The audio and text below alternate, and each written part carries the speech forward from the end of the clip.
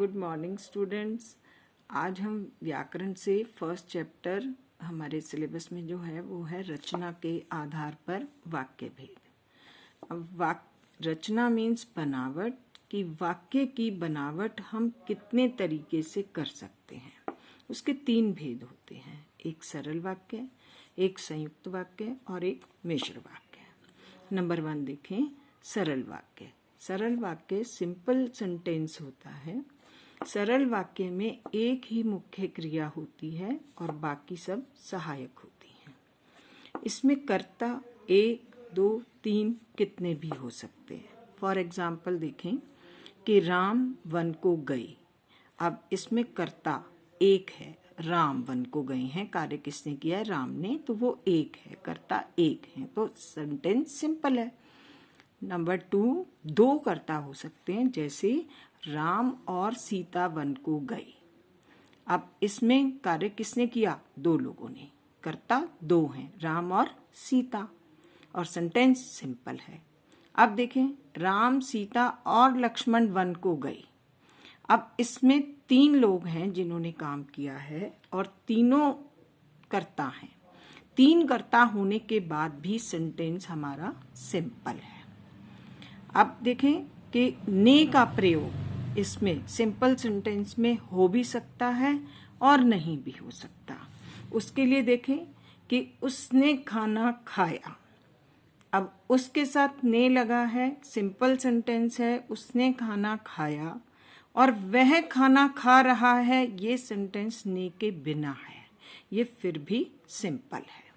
अब क्रिया जहां मैंने बताई थी कि मुख्य क्रिया 1 होती है, बाकी सहायक होती हैं, उनके एग्जाम्पल्स देखें कि बच्चा दौड़ा, 1 क्रिया, वह घर जाता है हेल्पिंग वर्ब, जाता मुख्य क्रिया, वह जा रहा होगा, जा मुख्य क्रिया, रहा होगा हेल्पिंग वर्ब्स, वह भागता जा रहा था, जाना मुख्य क्रिया और भाग कर रहा था हेल्पिंग वर्ब, वह भोजन करता चला जा रहा था। अब इसमें क्रिया के पद 1, 2, 3, 4, 5 हैं, लेकिन सेंटेंस फिर भी सिंपल है क्योंकि मुख्य क्रिया 1 है, बाकी सब हेल्पिंग वर्ब्स हैं। अब इसमें एक और चीज है कि इन सरल वाक्यों में पूर्वकालिक क्रिया का प्रयोग हो सकता है। जैसे पूर्वकालिक क्रिया सबसे पहले तो होती क्या है, पूर्वकालिक क्रिया वो होती है जो मुख्य क्रिया से पहले हो जाती है, जैसे खाकर, जाकर, हंसकर आदि। वह खाना खाकर सो गया, तो सोना क्या है, मुख्य क्रिया, और खाकर क्या है, पूर्वकालिक क्रिया। वह जाकर मुझे फोन करेगा, वह जाकर फोन करेगा, फोन करेगा मुख्य क्रिया और जाकर पूर्वकालिक क्रिया। वह हंसकर बोला, बोला मुख्य क्रिया और हंसकर पूर्वकालिक क्रिया। इसलिए ये क्या है, सिंपल सेंटेंस है और उसमें पूर्वकालिक क्रिया का प्रयोग भी हुआ है। सेकंड है संयुक्त वाक्य। संयुक्त वाक्य में 2 या 2 से अधिक वाक्य होते हैं और ये समुच्चय बोधक अव्यय से जुड़े होते हैं। इन 2 या 2 से अधिक जो भी वाक्य होते हैं उनको हम उपवाक्य कहते हैं, और जो समुच्चय बोधक अव्यय होते हैं जिनसे ये जुड़े होते हैं वो कौन कौन से हैं, और, तथा, एवं, इसलिए, किंतु, परंतु, या, नहीं तो, अन्यथा, वरना आदि। ये स्वतंत्र वाक्य होते हैं, योजक चिन्हों को हटाकर इन्हें अलग से प्रयोग किया जा सकता है। जैसे उदाहरण के लिए देखें कुछ वाक्य, तुम बाहर गए और वह सो गया।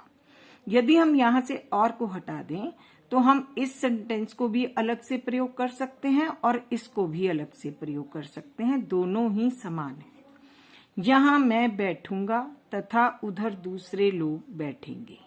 अब ये सेंटेंस भी अलग प्रयोग हो सकता है तथा को हटाने के बाद, और ये भी अलग से प्रयोग किया जा सकता है। इसी तरह से अन्य सेंटेंस हैं। अब देखें मिश्र वाक्य। मिश्र वाक्य में भी दो वाक्य होते हैं। इनमें से एक स्वतंत्र वाक्य होता है और दूसरा उस पर आश्रित होता है, और आश्रित होने के कारण वह आश्रित उपवाक्य कहलाता है। इनकी पहचान है कि इन वाक्यों में कि, जो, जिस, जिसे, जिसने, जिससे, जिनको, जिनके लिए, जिसका, जिसमें, जिस पर, क्योंकि, इसलिए, क्योंकि, जब तब, जैसा वैसा, ज्यों त्यों, यदि तो, अगर तो, जैसे जैसे, वैसे वैसे, यद्यपि, तथापि आदि योजक चिन्ह लगे होते हैं। अब सब दोबारा से फिर से रिपीट करते हैं कि सरल वाक्य सिंपल सेंटेंस होता है, उसमें एक मुख्य क्रिया होती है, कर्ता कितने भी हो सकते हैं, बाकी सहायक क्रियाएं होती हैं।